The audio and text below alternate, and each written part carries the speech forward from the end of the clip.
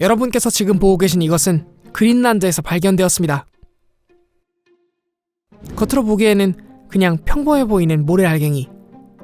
그런데 이것은 무려 39억 년 전에 만들어졌습니다. 그런데 궁금합니다. 어떻게 39억 년 전에 만들어졌다는 것을 알 수 있을까요? 이 장비는 우리의 우주를 구성하고 있는 가장 작은 블록들로 여겨지고 있는 원자, 그 작은 존재들의 질량을 잴 수 있는 능력을 지닌 저울입니다. 지난 영상에서는 전자현미경을 통해 원자 그 자체를 보았는데, 뿐만 아니라 과학자들은 양자역학의 세계에 있는 원자와 같은 작은 존재의 질량을 잴 수도 있다는 것입니다. 그런데 대체 이렇게나 작은 존재의 질량은 어떻게 잴 수 있을까요? 그리고 그것들을 이용해 어떻게 암석의 나이를, 나아가 측정 대상을 구성하는 성분은 물론 당시 지구 환경까지 유추할 수 있을까요? 오늘은 이에 관해 알아볼 것입니다.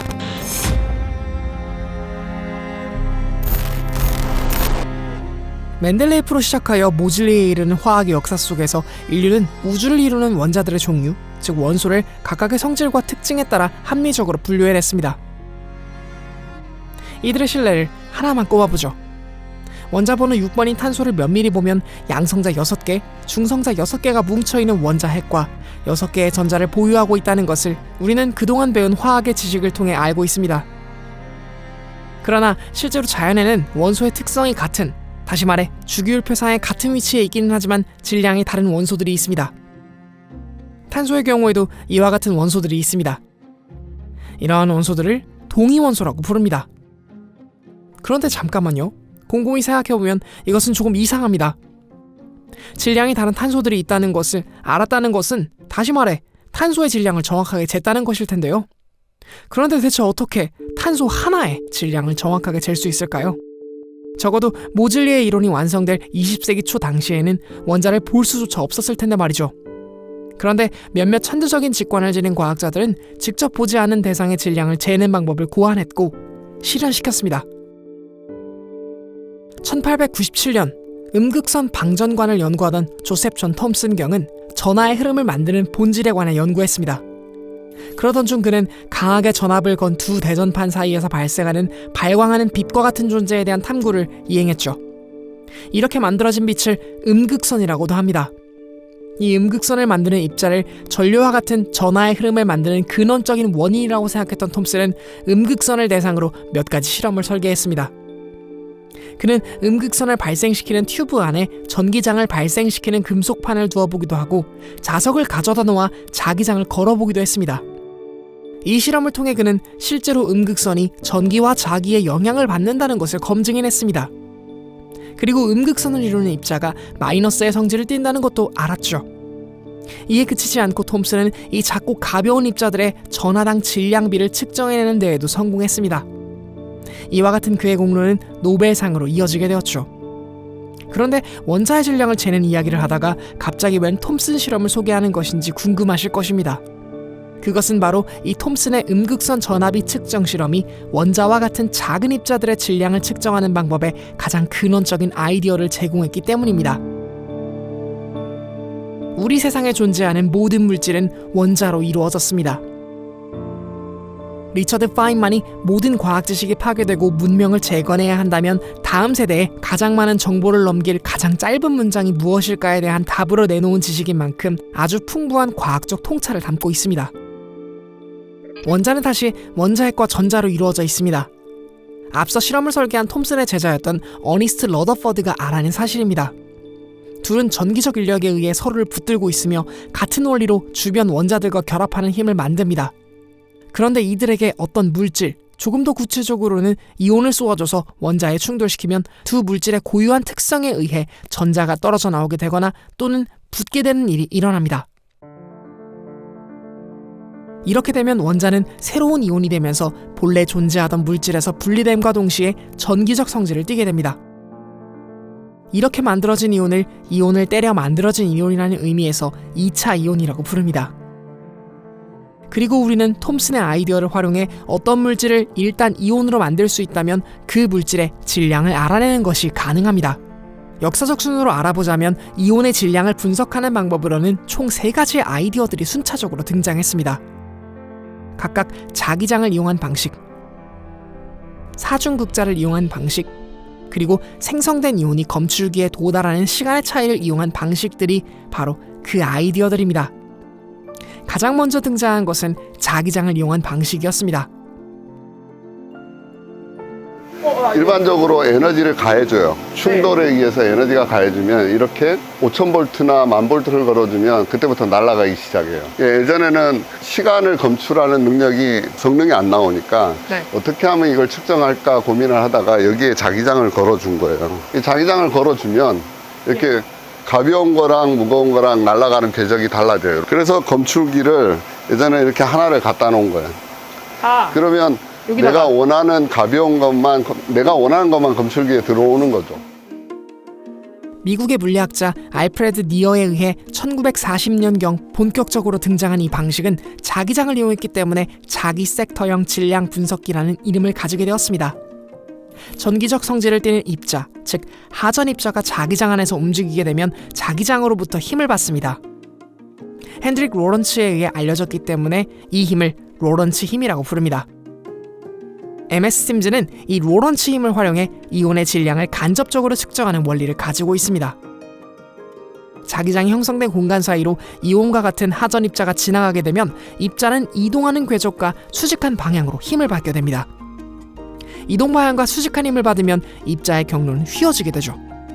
그런데 이때 휘어지는 정도가 입자의 질량에 영향을 받습니다. 무거우면 무거울수록 관성에 의해 덜 휘어지는 것입니다. 그래서 자기장을 지나는 하전 입자가 얼만큼 휘어졌는지를 알면 입자의 질량을 구해낼 수 있습니다. 그런데 현대물리학의 지식에 따르면 자연계에 존재하는 원자들은 동위원소를 포함하여 각각 고유한 질량을 지니고 있다는 것을 말해주고 있으니 재미있게도 존재하는 모든 원소의 휘어짐 정도를 미리 알면 2차 이온으로 만든 어떤 특정한 시료가 무슨 성분으로 이루어졌는지를 역추적할 수도 있습니다. MS 심즈는 이와 같은 원리로 시료의 질량을 분석합니다. 가장 간단하면서도 핵심적인 원리를 담고 있는 MS 심즈는 가장 고전적인 심즈이면서 동시에 위와 같은 특성 때문에 가장 대표적인 심즈로 여겨지고 있습니다. 역사상 다음으로 등장한 질량 분석의 방식은 Time of Flight, 줄여서 TOF라고 일컬어지는 방식입니다. 직역하자면 이온들이 날아가는 시간을 활용해 이온의 질량을 분석하는 장비라는 의미입니다. 이 타임 오브 플라이트가 100m 달리기를 생각하면 아주 쉽게 이해할 수 있어요. 프라이머리 아이언 탁 때리면 달리기를 해요, 여러분들이. 이 안에는 우주와 같은 진공 상태거든요. 진공 상태 달리기를 하다 보니까 수소부터 폴리머까지 전부 다 한꺼번에 다 뛰어요. 1m 올라가서 1m 끝까지 내려와서 디텍터에 도달해요. 이게 타임 오브 플라이트. 이온빔을 시료 표면에 쬐어줌으로써 만들어진 2차 이온에 동일한 전압을 걸어주어 만들어진 이온들의 힘을 가해주게 되면 뉴턴의 가속도 법칙에 의해 가벼운 이온은 빠르게 날아가고 무거운 이온은 느리게 날아가게 됩니다. 동일한 힘을 가했을 때 빈수레를 미는 것이 자동차를 미는 것보다 더 빠르게 밀리는 것처럼 말이죠. 이 때문에 이온의 질량에 따라 검출기에 도달하는 시간의 차이가 발생하고 이를 활용해 이온의 질량, 즉 원자의 질량을 알아낼 수 있습니다. 그리고 이 또한 역으로 이미 질량을 알고 있는 원소라면 1차 이온을 쬐어준 시료에 어떤 원소가 함유되어 있는지를 알 수 있을 것입니다. 마지막으로 소개해드릴 Q심즈, 다시 말해 사중극자를 활용하여 질량 분석을 이행하는 방식은 4개의 금속 막대를 만들어 놓고 이곳에 이온을 통과하게 만들어 이때 나타나는 이온의 물리적 특성을 활용해 원자의 질량을 분석하는 장비를 말합니다. 이게 3가지 장비 중에 감도가 제일 안 좋아요. 입자를 진동을 시켜서 특정 진동수가 맞으면 검출기에 들어오는 방식. 우리나라에 지금 서울반도체나 삼성 LED나 이런 데가 블루 LED를 하는데 블루 LED의 기본 소재는 갈륨이랑 질소예요. 거기에 마그네슘을 집어넣거든요. 마그네슘이랑 갈륨이랑 질소는 질량이 겹치질 않아. 그래서 LED 회사에서는 그 질량 분석기를 가지고 물성을 봐요. 여기에 코드오프 어널라이저. 아, 이거군요. 이 안에 막대가 있어요? 네, 4개가 딱 들어가요. 금속 막대가 4개이고 이들 막대 사이에 직류와 교류가 결합되어 계속해서 교란된 전기장을 만들기 때문에 사중으로 만든 극자, 즉 사중극자라고 부르는 것입니다. 이 사이에 이온이 지나가면 교란된 전기장에 따라 이온은 사방으로 끌리면서 진동하게 되는데요. 그런데 이 교란된 전기장을 잘 조절하면 실험자가 딱 원하는 질량만을 지닌 이온만을 이 공간에서 빠져나올 수 있도록 만들 수 있습니다. 때문에 사중극자 질량 분석기는 질량 분석기 그 자체로 사용되기도 하지만 MS-SIMS 또는 TOP-SIMS 등 다른 질량 분석기들과 결합하여 원하는 질량의 이온들만을 1차적으로 분류하는 질량 필터의 한 종류로서 사용되기도 합니다. 원자의 질량을 분석하는 방법으로 지금까지는 시료의 표면에 이온빔을 쏘아 2차 이온을 만든 뒤 그 이온에게서 나타나는 물리적 변화를 측정하는 방식으로 소개했지만 질량을 분석하는 방법은 심즈 이외에도 존재합니다. 대표적으로 소개드릴 두 가지 방식들 중 하나는 FT-ICR-MS라는 이름의 장비가 보유한 방식입니다. 이름에서 그렇듯 이온을 원형 가속시킬 수 있도록 자기장을 걸어준 뒤 원운동하는 이온들이 만들어내는 전자기 공명 신호를 감지하여 이것을 주파수 대역별로 변환하여 질량을 분석하는 장비를 말합니다. FT는 퓨리어 트랜스폼, 그러니까 퓨리의 변환이라는 수학 방법을 얘기하는 거고요. ICR은 이온 사이클로트론 레조넌스, 이 자석 내에서 질량을 측정하고자 하는 이온들이 각자 자기의 빠르기에 따라서 회전하는데 이 회전 주파수를 이용해서 분석하고자 하는 물질의 질량값을 정밀하게 측정하는 장비예요. 각각의 이온들이 이렇게 공명하는 그 주파수를 사인이나 코사인 웨이브폼 형태로 저희들이 변환할 수 있고요. 웨이브폼 형태의 주파수를 선형 방식으로 변환하는 것이 푸리어 트랜스폼이라는 수학 공식입니다. 그런데 이렇게만 이야기하면 이게 무슨 말인가 싶죠. 그래서 지금부터 이에 대한 보다 자세한 설명을 시작해보도록 하겠습니다. 앞서 MS-SIMS에서 소개드린 것과 같이 자기장 속에서 움직이는 하전 입자, 즉 이온은 움직이는 방향과 수직한 힘을 받으며 원운동을 하게 됩니다. 재미있는 것은 이온과 같이 하전 입자가 가속을 하게 되면 이로 인해 주변에 전자기파를 발생시킨다는 것입니다. 원운동은 가속운동의 일종이므로 자기장 속에서 원운동하는 이온은 전자기파를 발생시킵니다. 그런데 질량이 크면 클수록 이온은 보다 더 큰 원의 궤적을 그리기 때문에 이온의 질량에 따라 만들어지는 전자기파의 공명 주파수가 달라집니다. 이온을 원형 가속하여 그 안에서 발생되는 공명 주파수를 읽는다는 의미로 이와 같은 방식으로 질량을 분석하는 방식을 ICR-MS, 이온 사이클로트론 공명 질량 분석기라고 합니다. 그런데 문제가 있습니다. 이온의 종류가 하나라면 이에 해당하는 주파수를 알아내면 이로 인해 질량을 유추해낼 수 있지만 만약 이온의 종류가 두 개가 되면 이로부터 발생하는 주파수는 두 이온이 만드는 전자기 공명 주파수가 합쳐진 형태로 감지됩니다. 이온이 3개라면 3종류의 공명 주파수가 결합된 형태로, N개라면 N종류의 공명 주파수가 결합된 형태로 감지되죠. 그렇기 때문에 이들 주파수 신호를 각 주파수별 성분에 맞게 잘 분리해내야만 합니다. 이에 해당하는 수학적 기법이 바로 퓨리의 변환입니다. 때문에 ICR은 반드시 퓨리의 변환과 함께 사용되어야만 하며 이렇게 해서 ICR-MS라는 이름 앞에 FT가 붙어서 FT-ICR-MS라는 이름이 되었던 것입니다. 이로 인해 FT-ICR-MS의 성능은 자기장 안에 투입한 이온들이 갖는 질량의 차이를 얼마나 잘 구별해내는가에 달려 있습니다. 그리고 이 차이는 각각의 이온이 원운동함을 발생시키는 공명 주파수가 얼마나 확연하게 차이가 나는가에 달려 있습니다. 그리고 이는 자기장을 얼마나 안정적으로 만들 수 있는가에 달려 있습니다.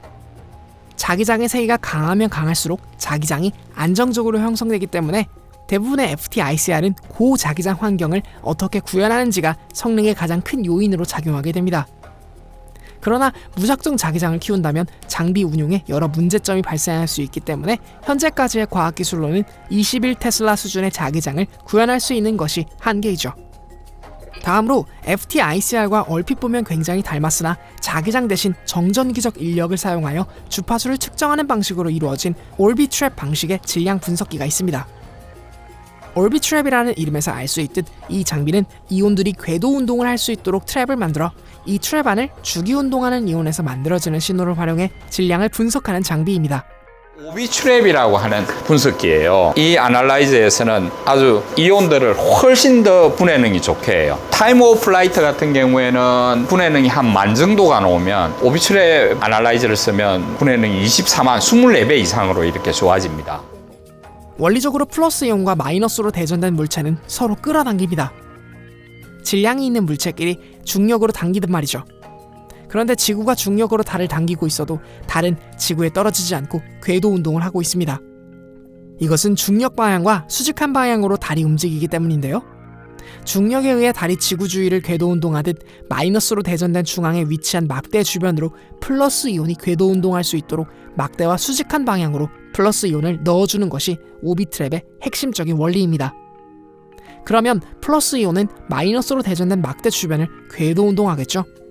그런데 재미있는 점은 중앙에 위치한 마이너스로 대전된 물체가 막대 형태라면 막대와 나란한 방향으로 살짝 비틀어 이온을 투입하게 되었을 때 플러스 이온은 막대 주위를 왔다 갔다 하며 진동 운동을 한다는 것입니다.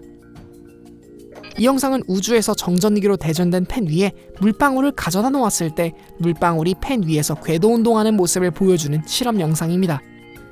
겉보기 중력이 0이기 때문에 물방울을 당기는 힘은 대전된 펜 이외에는 없는 상태이죠.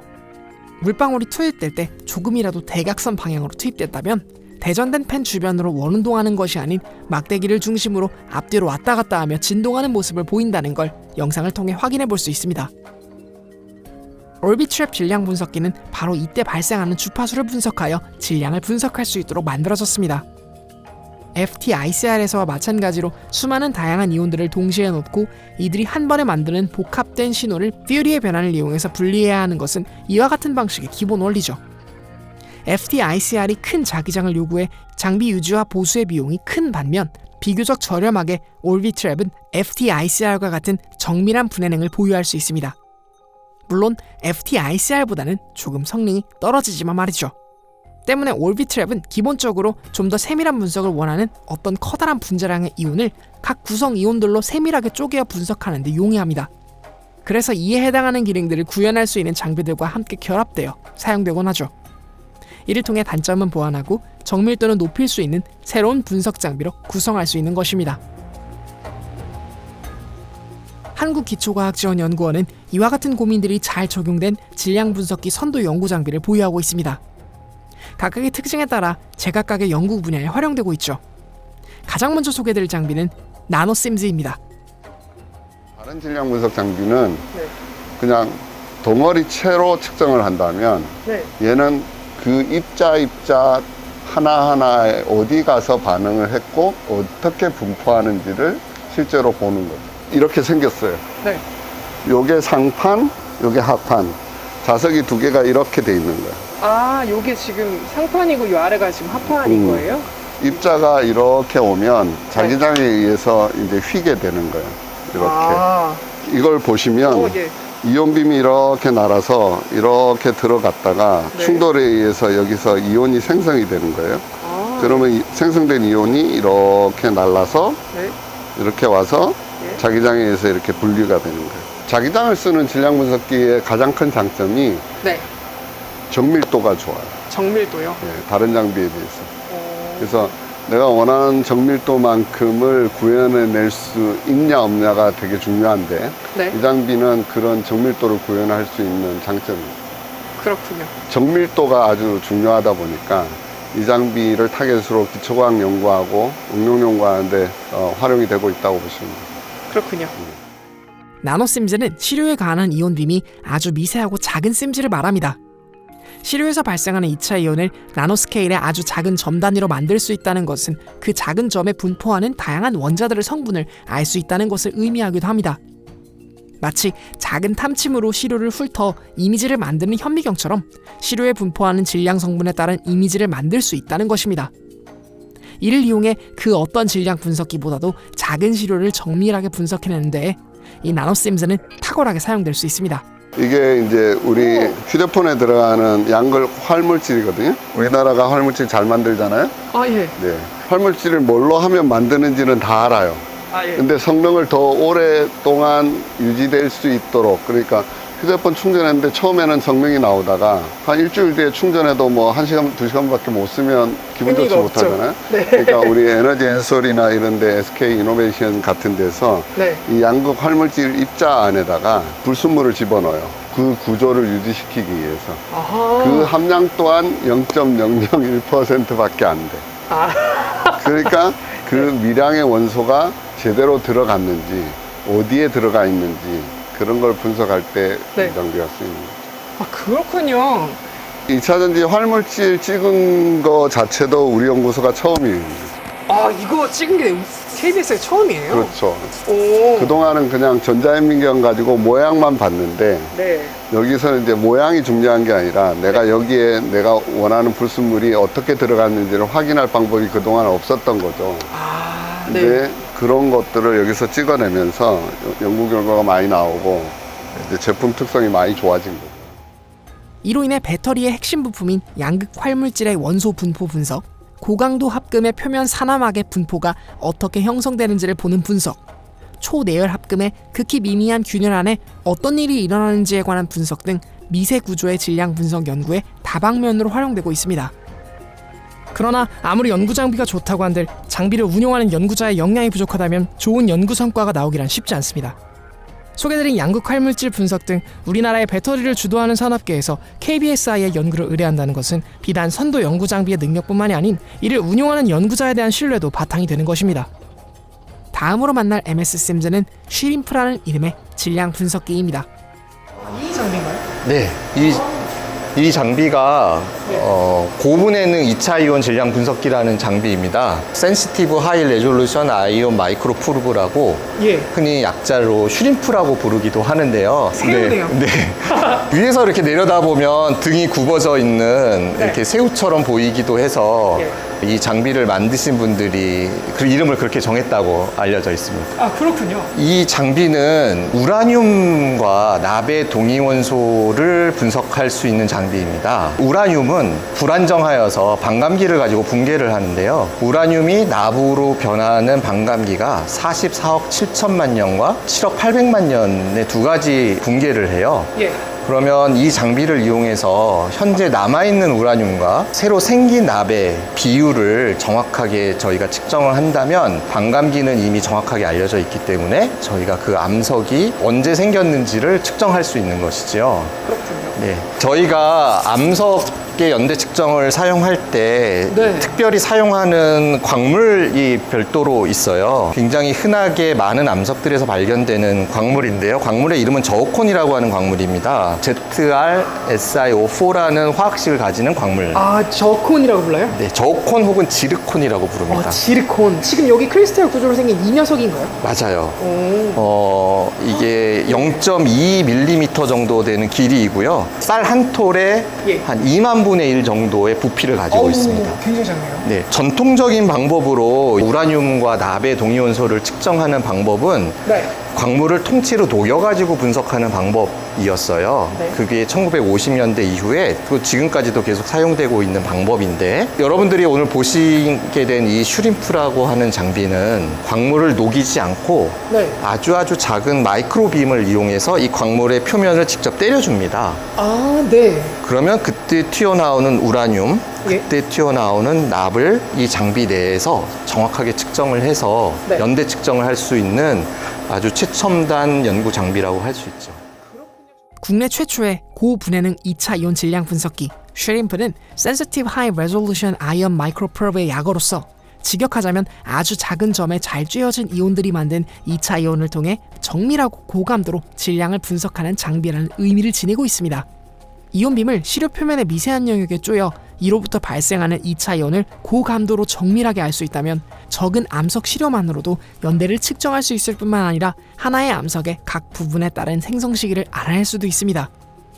본래 쉬림프는 1980년대 초반 호주 국립대학에서 월석, 즉 달에서 온 돌의 나이를 측정하기 위해 개발되었는데 기존의 연대 측정을 위한 질량 분석 방식은 많은 암석을 채취해 시료로 만들어 측정해야만 했고 이와 같은 방법은 월석과 같이 극히 미미한 샘플에 적용하기 힘든 방식이기 때문에 쉬림프와 같은 능력의 분석 장비가 필요했던 것입니다.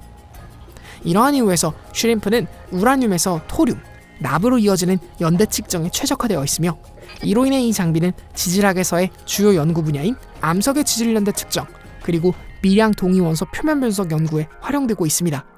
인트로에서 소개드렸던 그린란드의 모래 알갱이의 나이가 약 39억 년인 것을 알아낼 수 있는 것이 바로 이 쉬림프 장비의 능력 덕분이죠. 특별히 연대 측정에 굉장히 특화되어 있는 장비예요. 다른 동위원소 분석에도 가끔씩 쓰이고는 있지만 장비를 활용하고 있는 분석의 90% 이상은 우라늄, 납, 연대 측정을 주로 하고 있습니다. 지금은 대부분 지구 환경, 그다음에 지질 환경, 지질 과학, 암석학, 화산학을 주로 연구하시는 분들이 많이 오고 있고요. 지금 생각나는 것 중에 하나는 그린란드에 가서 제가 한 달 동안 텐트를 치고 캠핑을 하면서 야외조사를 한 적이 있었어요. 그린란드에서요? 네, 그린란드에서 가지고 온 암석을 가지고 이 장비를 이용해서 연구를 수행한 적이 있었고요. 굉장히 많은 결과들이 나왔는데 그 중에서 생각나는 것 중에 하나는 이 모래알 중에 굉장히 오래된 모래알을 하나 발견했는데 39억 년 된 39억 년 된. 네, 모래알을 예. 그린란드에서 가져온 시료에서 찾아서 분석을 해가지고 그거를 연구 성과로 발표하고 논문으로 출간했던 것이 가장 먼저 생각이 납니다.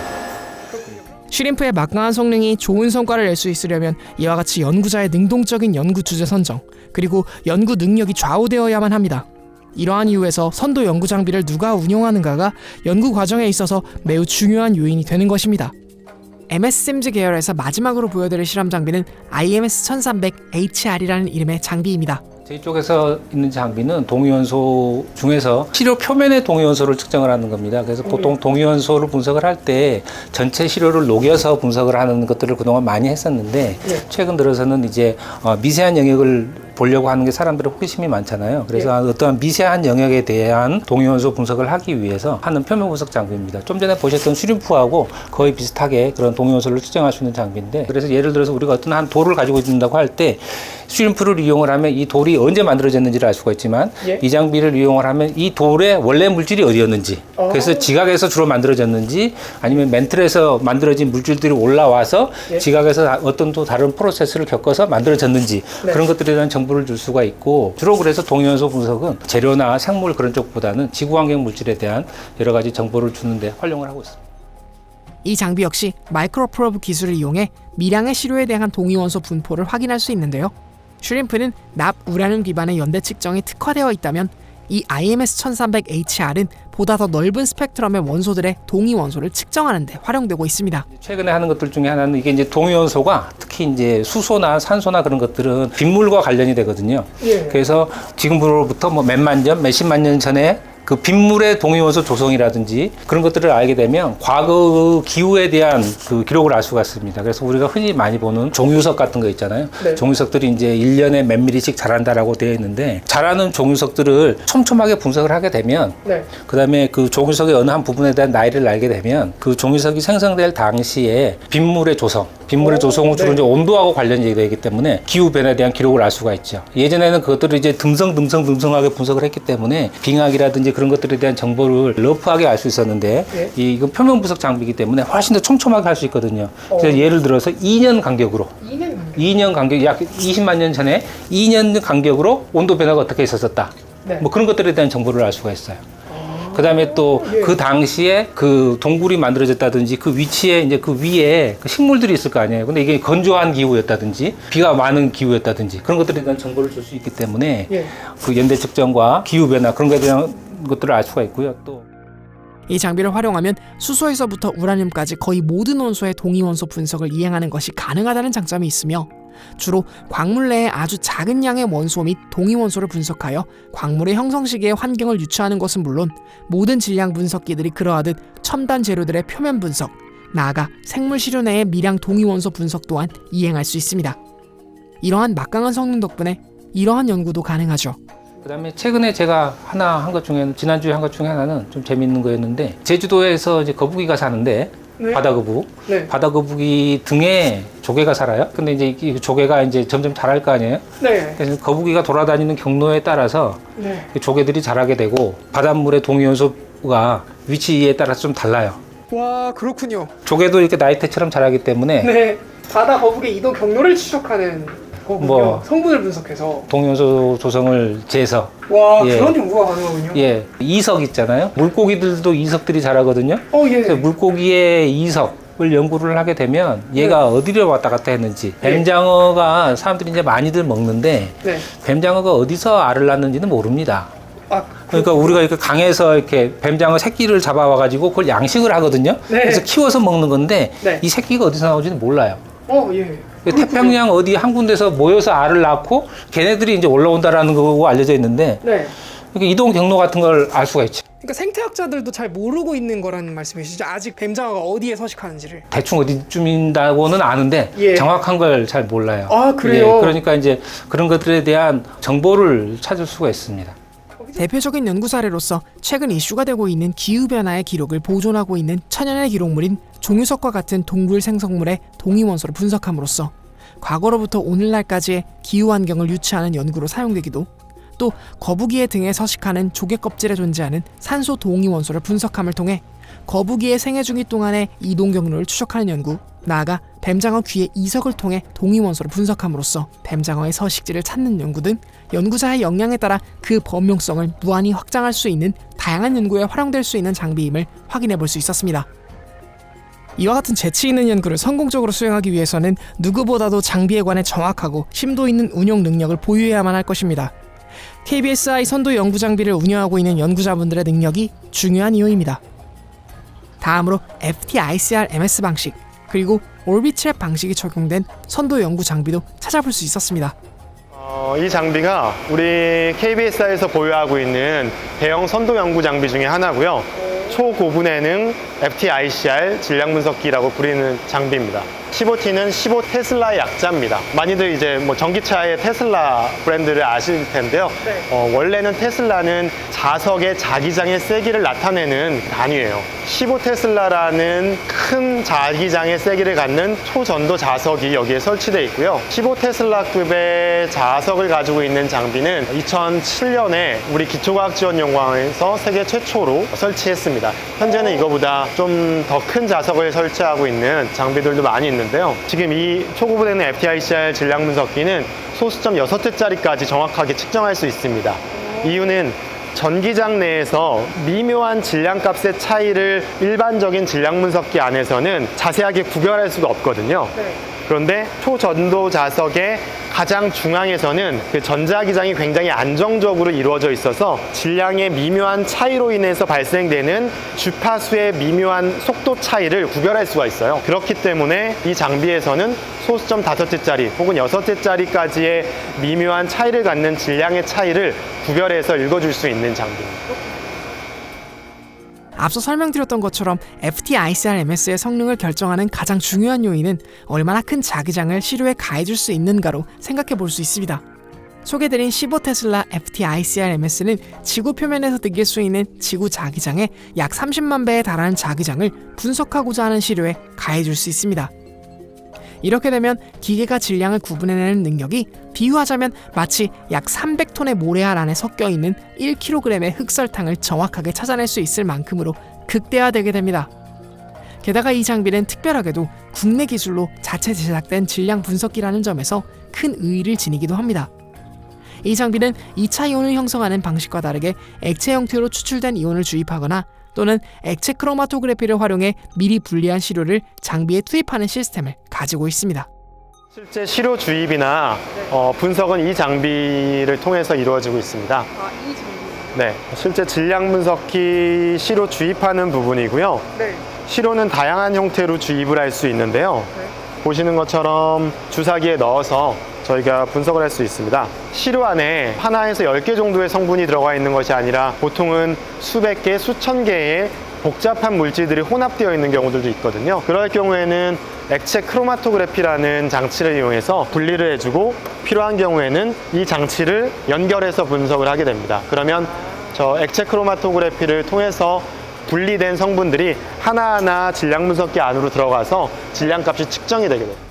이곳에서 현재 연구하고 있는 대표적인 사례 2가지를 만나볼 수 있었는데요. 보시는 것처럼 고춧가루를 담아놓고 에탄올에 넣은 상태로 물을 끓이게 됩니다. 아, 에탄올이 끓고 있는 거예요? 네, 에탄올이 끓고 있는 거고요. 이 과정을 통해서 우리가 확보하게 된 최종 물질을 가지고 적당한 농도로 용해를 시켜서 초고분해는 FTICR 질량 분석기와 같은 장비를 이용해서 그 안에 어떤 성분들이 있는지 분석할 수 있게 됩니다. 본 연구를 통해서 재래종 국산 고추가 외래종보다 얼마나 우수한지를 좀 홍보할 수 있는 과학적 근거를 만들어낼 수 있기를 좀 기대하면서 국산 농가에 조금이라도 도움이 될 수 있기를 바라는 마음으로 지금 진행하고 있습니다. 그렇군요. 어떤 성분을 추출해서 액상에서 분석하는 방법들이 굉장히 다양한 장점들을 가지고 있는데요.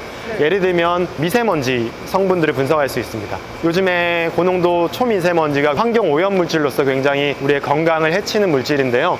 이 미세먼지 안에 있는 성분들을 분석할 때 미세먼지를 포집하고 포집된 미세먼지 안에서 우리 물에 녹는 성분 혹은 유기용매에 녹는 성분을 각각 추출해서 그 성분들을 좀 분석하고 있습니다. 그래서 이제 고농도 미세먼지가 어떻게 만들어지고 어느 쪽에서 오는지 이러한 연구들을 좀 진행하고 있습니다. 최첨단의 선도 연구 장비를 통하여 국산 농가에 도움을 줄 수 있는 연구를 만들어낼 수 있다는 것은 해당 장비를 운용하시는 박사님의 연구 역량 덕분일 것입니다. 국산 고추와 수입 고추의 성분 분석뿐만 아니라 미세먼지 속에 들어있는 성분 분석, 한약재 원산지의 추적, 환경실험 분석 및 생체 대사체 분석 등 다양한 연구에 해당 장비가 활용 그리고 적용될 수 있다는 것을 알아보았습니다. 마지막으로 보여드릴 질량 분석기는 올비트랩 토프 하이브리드 심즈, 올비트랩 비행시간차 혼성 2차 이온 질량 분석기라는 이름의 장비입니다. 장비 지금 보고 있는 거는 토프 심스라는 장비는 2013년도에 우리 KBSI에 처음으로 도입된 장비입니다. 근데 저 장비를 가지고 수소나 메스값 50가지의 이온들은 다 쉽게 확인을 할 수 있는데 원소 주기율표를 벗어난 분자의 개념에서 들어간 이온들은 해석하기가 너무 어려워요. 그렇군요. 그런 것들을 정확하게 알기 위한 방법으로 도입된 장비가 기존의 타임 오브 플라이트 100m 달리기 하는 아날라이저 분석기 에다가 오비트랩 아날라이저를 도입해가지고 컴바인 시켜서 만들었다 해서 오비트랩 토프 하이브리드 심스라고 이제 이야기를 합니다. 그러면 이제 어떤 장점이 있냐면 기존의 토프 심스에서는 이것이 이건지 저건지 정확히 모르던 그런 것들을 훨씬 더 해석하기가 수월하고 질량값이 100이라고 이야기하면 토프 심스에서는 그냥 100을 가지고 해석해야 되는데 요 오비트랩 아날라이저를 도입하면 한 번 더 볼테이지를 걸어서 깨워줍니다. 사람인 내가 하나의 분자라고 100이라는 분자라고 치면 탁 볼테이지를 가하면 팔을 떼고 다리를 떼고 막 이렇게 떼서 이 사람의 팔은 어떤 모양이고 뭐 다리는 어떤 모양이고 이런 걸 조합해 보면 아 이게 내라는 사람으로부터 나왔는지를 정확히 분석을 할 수 있다는 거죠. 타임 오브 플라이트는 1부터 50까지의 매스값을 측정하고 그다음에 오비트랩 같은 경우는 50 이상의 폴리머까지의 매스를 분석해서 분해능이 좋은 피크를 얻으니까 실제 우리가 해석하기에 수월한 점도 있고 그 다음에 이게 이 피크인지 저 피크인지 모르는 기능을 가진 것들을 다시 쪼개서 분석하니까 좋은 점도 있고 특정 문자가 어디까지 마이그레이션 됐느냐 그런 것들을 볼 수 있기 때문에 좋고 디스플레이 하는 대기업들에서 이온들의 거동들을 살펴보기 위해서 실제 이 장비를 분석하러 와서 측정도 하고 그 다음에 좋은 결과를 얻어서 가져가고 그런 일들을 하고 있습니다. 이 장비에는 무려 3가지의 질량 분석을 위한 필터 기술이 탑재되어 있죠. 먼저 토프심즈를 통한 비행시간차 질량 분석 기술, Q심즈에서 활용되는 사중극자 질량 필터 기술, 그리고 마지막으로 올비트랩의 궤도 진동 운동에서 발생하는 공명 주파수를 분석하는 질량 분석 기술이 적용되고 있습니다. 각 질량 분석기들은 서로의 단점은 보완해주고 서로가 가진 장점은 부각시키면서 목표로 하는 시료의 질량 분석을 아주 정밀하게 이행하고 있죠. 그러나 무엇보다도 놀라운 것은 각기 다른 2가지의 질량 분석기를 서로의 능력을 보완할 수 있는 방법으로 조합하여 새로운 퍼포먼스를 이끌 수 있도록 아이디어를 구현, 실현시킨 연구자의 역량일 것입니다. 기존에 있는 것으로 새로운 가치를 창출하는 혁신을 만들었다는 것이 매우 놀랍네요. 타임 오브 플라이트는 이미지 분석을 쉽게 할 수 있는 데 반해서 오비트랩은 단위 부피당 들어있는 이온을 계산해 들어가기 때문에 아까 말씀하신 픽셀을 여러 개 나누어 가지고 이미지를 얻을 수는 있어요. 근데 대신에 분석 시간이 엄청나게 타임 오브 플라이트보다 오래 걸려요. 그러니까 서로 상보적인 관계로서 뭐 오비트랩이 좋다, 토프가 좋다라고 할 수는 없고 뎁스 프로파일이나 안 그러면 이미지 분석이나 쉽게 빨리 볼 수 있는 거는 토프 심스인데 정확하게 매스값이 큰 이온들은 지구상에 존재하는 이온들은 워낙 탄화수소 화합물 같은 경우는 워낙 다양한 놈들이 많지 않습니까? 동위원소를 포함해서. 네. 그러니까 그런 것들을 정확하게 레졸루션해서 보고자 할 때는 오비스트랩 아날라이저를 쓰는 게 좋게 되겠죠. 그런 걸 두 개를 컴바인해서 분석할 수 있는 게 바로 하이브리드 심스라고 생각하시면 돼요. 그렇군요. 감사합니다. 예. 지금까지 질량 분석기의 간단한 역사와 기초적인 원리, 그리고 우리나라 최고 수준의 질량 분석기 5가지 장비들의 원리와 이를 통해 이행할 수 있는 연구들에 대해 함께 알아보았습니다. 기초과학의 연구를 위해서는 연구 장비가 필수적입니다. 이러한 장비의 성능을 최대치로 끌어낼 수 있는 장비 담당 연구자의 장비 운용 능력, 그리고 연구를 만들어내는 능력도 매우 중요하죠. 한국기초과학지원연구원의 연구자들이 끊임없는 노력과 뛰어난 연구 능력으로 이와 같은 역할을 수행해 나가고 있습니다. 지금 현재도 많은 연구기관들과 협업하여 연구를 진행하고 있을 뿐만 아니라 KBSI의 독자적인 연구도 이행하고 있습니다. 이와 같이 최고 수준의 질량 분석기 장비들이 국내에서 다양한 연구 성과를 이룩할 수 있도록 도왔다는 것이 매우 놀랍고 벅차기까지 합니다. 앞으로도 KBSI의 질량 분석기들은 다양한 영역에서 적용되어 우리의 학문적 성과를 쌓아나가는 원동력이 되어줄 것입니다. 이와 같은 연구를 통해 우리들은 또 어떤 새로운 가치들을 창출하고 또 어떤 방식으로 우리들의 삶의 질 향상에 도움을 줄 수 있을까요? 과학국이었습니다. 감사합니다.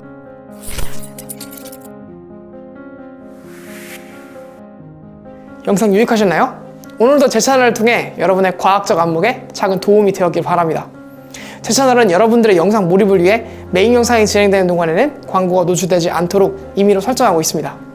그러한 이유에서 채널 운영의 대부분은 후원금 그리고 영상 제작 지원을 통해서 이루어지고 있죠. 아래 설명란에 있는 링크 또는 구독 버튼 옆에 있는 멤버십 가입으로 채널에 후원을 해주실 수 있습니다. 여기 크레딧으로 올라가고 있는 모든 분들께서 후원을 통해 채널 운영을 도와주시고 있죠. 추가로 후원해주시는 모든 분들께는 영상이 제작되는 동안 미공개 영상도 만나볼 수 있도록 도와드리고 있으니 연구자들의 이야기 그리고 영상 속 뒷이야기가 궁금하신 분들께서도 이 멤버십 가입으로 비하인드 영상을 만나보시는 것도 좋을 것 같습니다. 영상 끝까지 시청해주셔서 감사드립니다. 전 또 다음 영상으로 여러분들을 찾아뵙도록 하겠습니다. 언제나 그랬듯 과학을 쿠키처럼